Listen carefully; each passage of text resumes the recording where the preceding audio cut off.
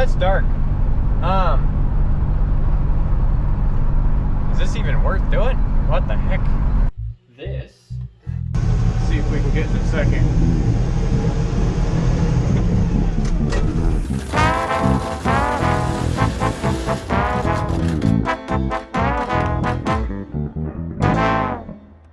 Alright, so you can just barely see my face. That's because it's late. It is currently 9:15. I am driving from Toledo to Monroe to pick up something that will be very cool. I'm also picking up Gavin, a buddy that I have met in the Genius Garage system, or program. So, I'll come back and say hi to you guys when I've got Gavin on board. Alright, so you can still barely see my face. I'm with Gavin, hi, whom you may know from elsewhere, and we're gonna go pick up these welders at 10 o'clock at night. So it's only the best time to go pick up things from online. Right, you know, Facebook Marketplace isn't sketchy at all. No, it's so much better than Craigslist. Oh, yes, very much so. Alright, let's go. So, we received the welders, which you might be able to see. No, you can't see those out the back window. There's no way. So, I'm dropping Gavin back off. Yep. So, what do you think of the experience of buying something off of Facebook Marketplace at 10 o'clock at night? You know, all things considered, surprisingly well. And I guess we're thankful that we didn't drive too far from my house, and the area of town I live in is relatively nice. You know, there aren't a bunch of crazy people around here. If you go a few blocks over the opposite direction towards the Kroger, then different story. Different story next to the grocery store that's open all night. Yeah, but that makes sense. We're a relatively nice neighborhood all around. The guy was super nice, and oddly enough, of course, a gearhead like us. Yeah. So, everybody out there, this is letting you know that if the guy says he has a tractor, he's trustworthy, because this is now the second time that I've gone to pick something up. The guy's had a tractor. Very nice. Tractor people, reputable people. You can trust them. So, I'm going to drop Gavin off, and when I get back to my apartment, we'll do a light overview of what I got. So, we'll see you guys then. Alright guys, so it has been a few days since you guys last saw me, and between me being busy at Genius Garage and it being rainy, I haven't gotten a chance to get you guys a closer look at the welders in the daylight. But today, I was able to come out to this very peaceful park with nobody around, and I figured now would be a good time to give you guys a closer look at these two welders that I picked up. So this little guy right here, this is a AE AD 200 LE. Not sure what year it is. It's just a littler machine. It's got no engine on it, but when you take a peek in here, it's dusty, but all in all, it doesn't look too awful in here. So that one might be savable. And then there's this guy. This is a mostly complete Bobcat 225G 8,000 watt generator, and it's got 4 110 plugs and one 35 amp 220 plug. It's really the only things that are missing is the back engine cover, air intake, and the fuel tank and battery. About the only things that are missing. So, taking a closer look, this carb looks like it's been at the bottom of the ocean and probably is going to need to be replaced. So we'll do that.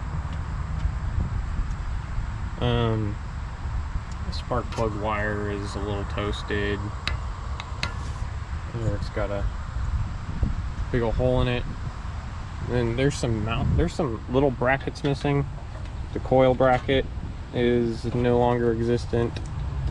There's a bunch of little things. The wire's kind of chewed up right there, but it's not black, so that gives me hope that it wasn't melted. It just got tore up. I did some looking at it since I've gotten them, and I pulled this dipstick out, and if you take a look at the oil color, get closer to that, it's this weird green brown color, kind of a swampy color I'll call it, and it smells of gasoline. So originally, if you guys watched my IGTV video on my Instagram page, I thought it was possibly rings or something in between the basically in between the combustion chamber and the crankcase leaking fuel through. But I did a little bit of research, and it turns out that the fuel pump, this little fuel pump right here, it's a diaphragm style that runs off of the crankcase pressure. See it down in there. When these go bad, they'll fuel will go through and get sucked into the crankcase. So I'm hoping that's the issue. First order business will be draining the oil out of it, and so that's kind of the first step. Oh, and probably getting a new carburetor for it will also be in order, because I really have low hope in this one being any good. But I'll disassemble it and we'll take a peek at it. So real quick, maybe for something a little interesting, we'll take a look at the inside, and with a little movie magic, boom. So hold the top off. There it is. The good old True Blue 2-year warranty, which I'm sure is completely valid right now, and they'll totally replace everything. But looking in here, nothing is really all that corroded or really that worn in general. So it's pretty nice looking at all these wires. There's nothing really corroded. I mean, there's some dust down there inside the generator, but it's not, I mean, it's nothing I don't think I could blow out with a air gun. All the wires in here really look good. All the ends, nothing's black. Nothing's even green for that matter. All the copper stuff is still copper colored. Nothing's I believe this is what Miller calls the reactor, which is just a giant transformer along with that one over there. And they don't look burnt or discolored in any way, so that gives me high hopes that they're still good. Once again, back here it's kind of the same story. It's just dusty, but it's a very pretty, like brand new copper colored. So that one looks pretty good. And then there's this guy, the AEAD, and inside it's about the same story. It's hard to see down there. I didn't have the proper tools with me to pull these side plates off and take a look at it, but this gives you a pretty good idea of what it looks like in there. That main wire in there looks a little green, but if anything, this should be at least good for somebody if they need parts for an older machine that they have. which would be good for them. The rotor still spins, so that's a good sign. Nothing's locked up. Overall, this one still turns over also. It's a little stiff, but it'll do it. I turned it over before. I can do it again. Promise. But yeah, I'm really happy with this thing. First order of business is going to be get a new fuel pump, take apart that carburetor, rebuild or tear it apart and see how it looks on the inside. If it looks too bad, just buy a new one. If it doesn't look too bad, I'll get a rebuild kit,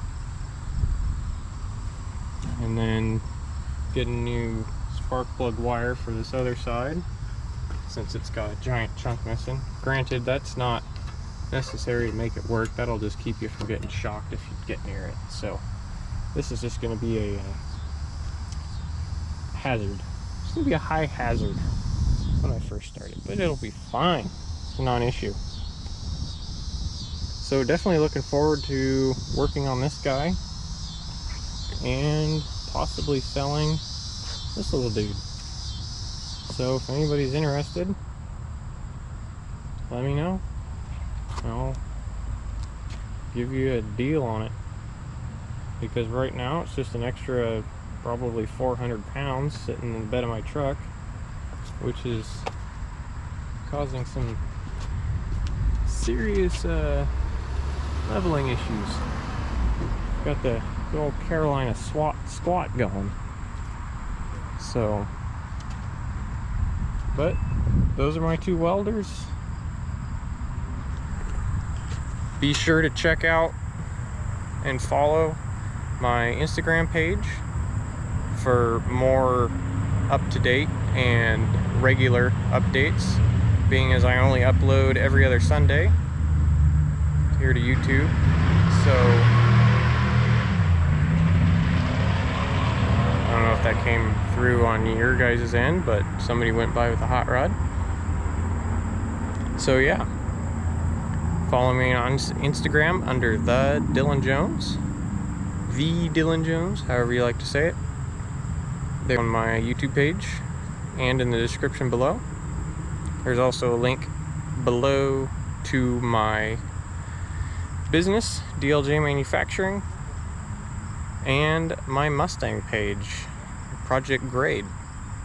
So like, comment, subscribe, and we'll see you guys in the next one.